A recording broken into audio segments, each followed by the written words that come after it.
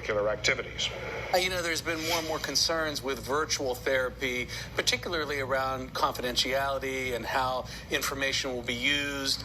Sports can be a big part of a student's mental health and well-being, and both are taking some hits right now.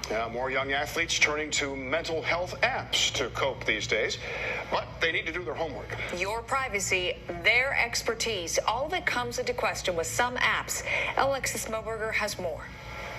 More and more student athletes are now seeking help when it comes to their mental health. But some sports counselors now warn, make sure you do your research before seeking a counselor or psychologist, especially if you're turning to mental health apps.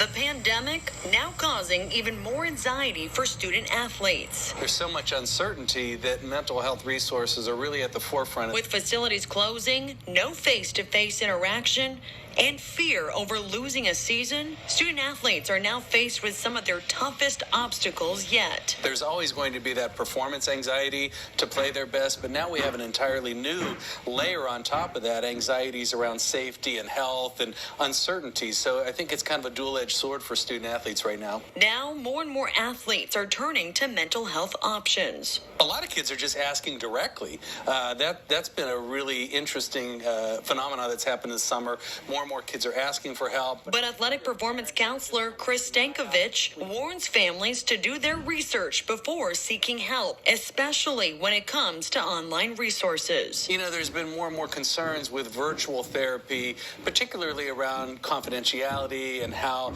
information will be used.